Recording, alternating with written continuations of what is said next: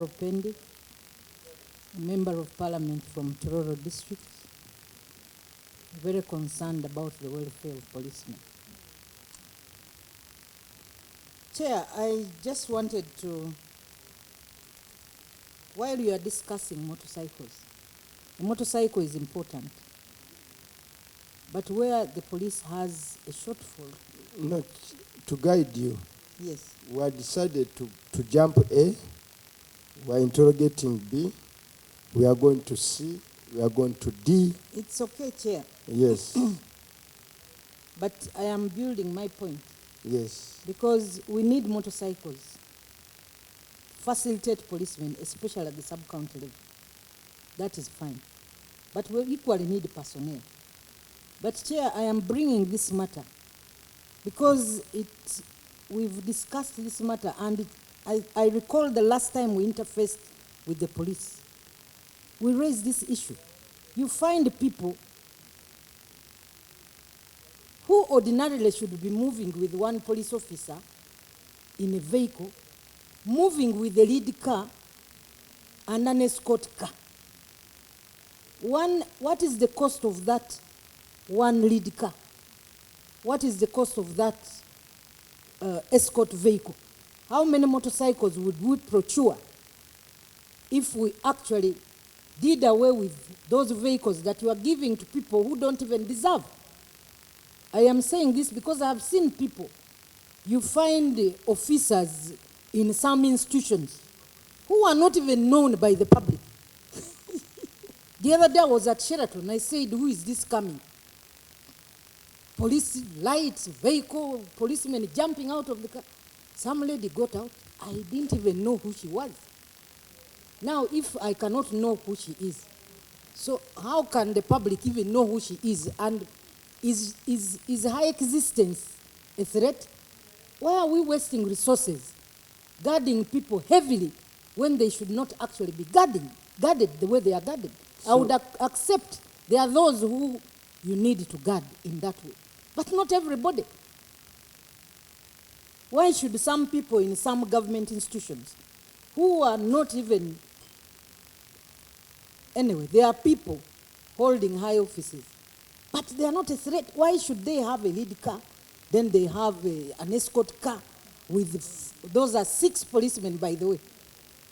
So that is what I wanted to raise. We are actually wasting resources and you know, taxing the taxpayer heavily for no reason. That one vehicle, 2 vehicles you have deployed to some of these officers, I don't want to mention them here, would actually procure these 952 motorcycles that you're talking about. Not everybody deserves to be guarded the way you guard them. And this is something, Chair, that we need to take up as a committee. There is a lot of wastage of resources, deployment of resources in areas that actually do not require resources. Thank you. Yeah, but the information should be brief. Eh? Yes, thank you, Chair. It is abuse. There are people You want to upgrade? Yes, there are people in this country who do not deserve any kind of security, but they have them and they abuse them. We had a scenario in Mbale. Somebody had 18 policemen, 6 in each of his homes. And together with the local people, we petitioned and they had to redeploy them. But the question is why? These people end up misusing the force. I think to the Inspector General of Police, it is important that we know where the forces are being deployed. Now, who qualifies? yes. Even these people now have now gotten another, I've seen some other deployments there. But they are not warranted. They are not in any threat. They don't hold any office that warrants that. They are not at risk at all. But they abuse the force. They use, yes, actually that is what happens. Because they are criminals, they want to intimidate others, do every wrong thing because they have the force around them. Honorable colleagues, because Chair. of time, Chair, because of time, I just want to inquire no, one. because of, I avoid Honorable Sarah discussing A for purposes of exposing the strength of our force. I have a record here, you all have it. It's not very critical. It's very, very important. We don't know who is listening in and whatever. Secondly, but the question of, you have assured the motorcycles will be procured. But can you respond to Honorable Sarah and Chair, Wanda? Chair, allow me also add on this, the ones which you have already deployed. But I happen to have one in second hand. It is well built, but you have not mentioned it. It is well built, well facilitated, according to how I see it, but you have not mentioned it. And it's one of those ones which were first introduced. Deployment.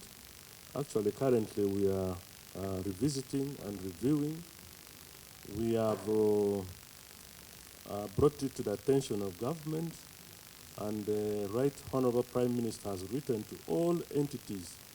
We want to withdraw all our vehicles from those entities, and we are proposing that in case somebody maybe would wish, he buys his own vehicle, and then maybe we support something like that. And then we are also writing a cabinet memo to guide us on who is entitled for security and how many is the person entitled for guidance, so that we take this concern seriously. Chairman, But with that comes a simple issue for us also, and the right of way.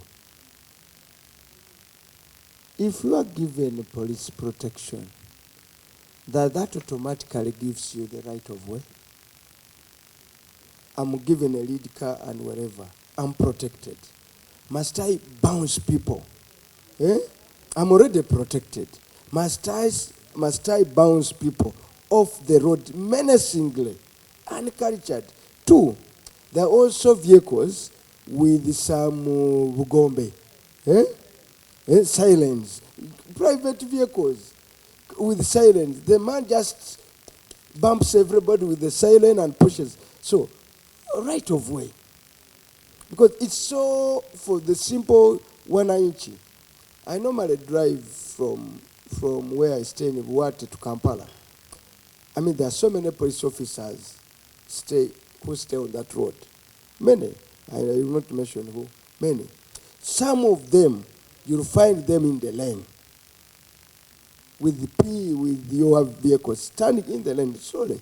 Then a 1 inch comes with this siren and pushes everybody. In Segumire. Are you giving an example? No, I'm just giving an example. I'm not saying you do it, but you find a Segumire, not the real one, in Segumire with whoever these days buys a big vehicle puts in a siren. Also, for me, small issues, even the quality of lights. Somebody stores lighting system. Once they are on full, all of you can no longer see. So those small details for us, the 1 inch Chair, there is one small thing I wanted to bring in relation to that. Is sirens. Like yesterday, you clearly see that we are in a lane, there's jam, and the vehicle cannot go anywhere, even if you have a lead car. But the siren is just continuing to kind of make unnecessary noise. I think this needs to be regulated. It's a very huge inconvenience to the road Honorable Chair, users. I think let the Director Traffic Director Traffic, tell where us are you? what we have done so far, and Chair, but even the police vehicle, you'll find someone with a thief or charcoal in the police vehicle.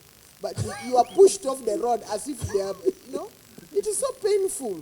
These days it's like everybody with the government number plate, with the UC, with the police, with wherever, with the parliament.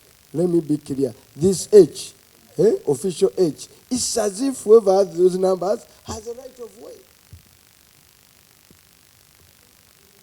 and people are going to see their girlfriend, they push you off the road. So Director Traffic, really?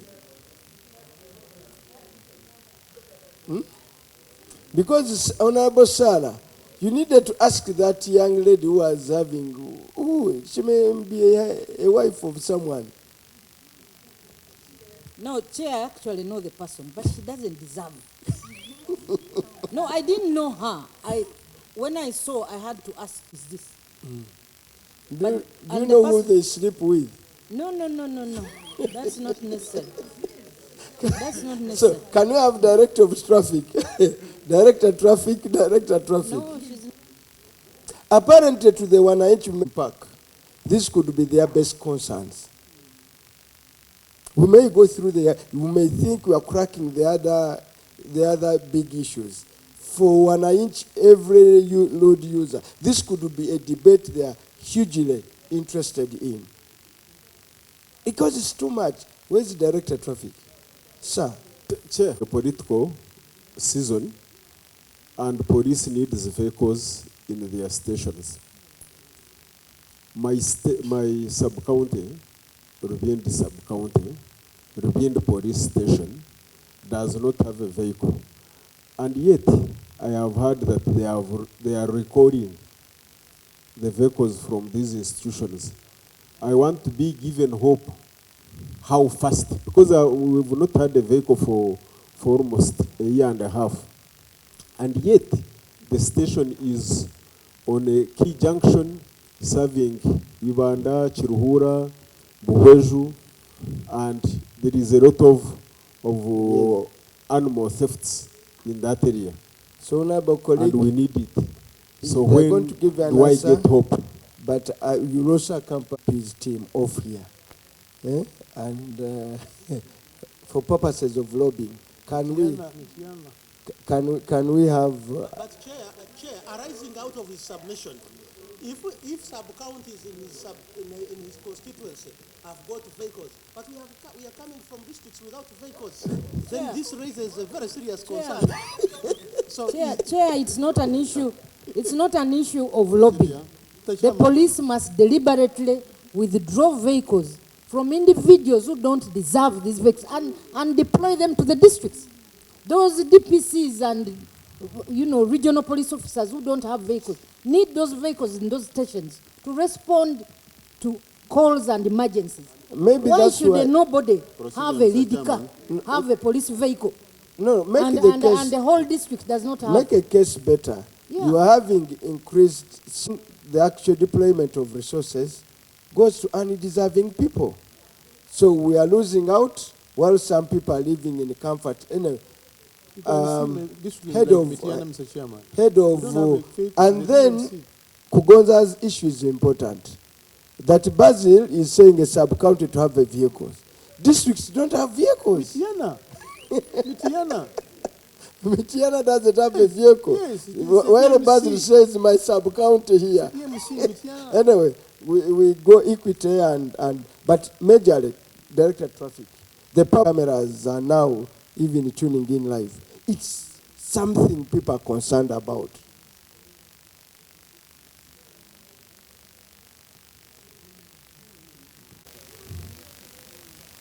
Thank you very much, Honorable Chair, honorable members. You are raising a pertinent issue, and very pertinent. The right of way and the law, how it guides us, has been abused. And the abuse is from those who have been given security vehicles and turn them into lead vehicles. It is against the law. The state motorcade has a right of way. So who is supposed to arrest them? Those who misuse? The Prime Minister the Speaker of Parliament, the Chief Justice. Those are the only ones. Then we have the emergency vehicles. And these are police and military vehicles on emergency. It's not that I have a police vehicle, it is on emergency. That's not correct. I don't, as a director of traffic, I don't think anyone has a record, if you know where I stay, that I've ever jumped a queue. Even when I was coming, I don't park here. I park mine at CPS. I don't park here because I'm not provided parking here. I know who has parking. Now, I would like you to get interested in how these sirens are imported in this country. Who imports them? Because even here, members of parliament, whereas I applaud you for giving assistance in emergency response, because most of you have ambulances, and I thank you for having them to supplement the emergency response. But they also do have sirens and put on those beacons, and when you have not passed through the proper way of making them emergency vehicles, and they may not meet the standards of emergency vehicles, but you have sirens on them. We are considering, Honorable Chair, that the sirens are a security component and they should not be imported by anyone. Now, if you are to import, it should be someone that you allowed to import, and then they are for emergency purposes. And there we can control who fixes and who can qualify to have a siren. But, honorable members, I want to assure you this is something we can stop with immediate effect. If you allow vehicle inspection to be housed in police, vehicle inspection, mandatory vehicle inspection, will remove all this garbage in our fleet, in the whole country. We shall remove unwanted things which they have mounted on our vehicles, and this mandatory inspection usually is done annually or twice in a year. No one will fit those sirens if he or she knows we are going to pass through, they are going to pass through that mandatory inspection of vehicles. It is unfortunate that as I speak now, this is not yet done. And we shall never improve road safety if we do not do vehicle inspection and house it in the police force. It is the police force that pursues, can take you to court, but house it somewhere. If there is a contestation between those inspections, then the police has to come in as an arbiter and must have superior equipment to sort out a contestation. I would like to appeal to you, honorable members, that even when we were discussing other issues concerning theft, sometimes a cow or a goat or a pig is conveyed. There is the means of conveyance. So now, if we are to move forward, we need to do the two things. automation of all police services. And we have talking about automation for so long. When did the CCTV cameras come here? I was here in 2007 when we had Chogam. We installed the cameras in this city center. Had we continued at that pace, most of these issues we are talking here would not be now an issue to deliberate. If we automate our systems, for example, if you have a farm of 50 animals, you may have a chip to put in your cows, and when this cow is going to be slaughtered somewhere, it will be known. It's like a tracking system. Some other countries have done so. You are taking into a critical area. Let me ask you, somebody, you are in a queue. I stay in Chira. It's a siren and bypasses everyone. Does that require automation? And in front there is a policeman, traffic man, just stands by and see this man just goes away. Mr. Chair, And he has, let me ask you, you have your own internal communication, I can see them. You can even ring the other officer, stop that vehicle. Before we think about automation, this menace on the road, Honorable, you over-deploy. Normally in the morning when I'm traveling, they put passengers, they check the car light, they can check the thing, and they tell you walk away. This menacing, automation, yes, given. I'm not arguing. But this indiscipline is visible, witnessed by your officers of traffic. They are all over. Mr. Chairman, when the bosses of police Do are they moving, need the cameras? Don't they have eyes? Mr. Chairman, even when the bosses of police are moving, they bypass, they drive on the wrong way, then you ask yourself, what law are they protecting now? Are they really law enforcers or they are law breakers? And then you want to be given permission. What mandate don't you have to prosecute anyone who breaks the law? You want it to be housed there. How about working together as government agencies? Chair, there's an officer who introduced herself as in charge any tier. Any tier. Out there, we are at times sent by the speaker and maybe you also move on specific assignments. But we also benefit by seeing how the roads there move and how the vehicles move. Any mistake out is revenue to the government. Any person who bypasses from Kireka, Nakawa, and so on, those would be 5 tickets. 5 tickets. And all of us would stop.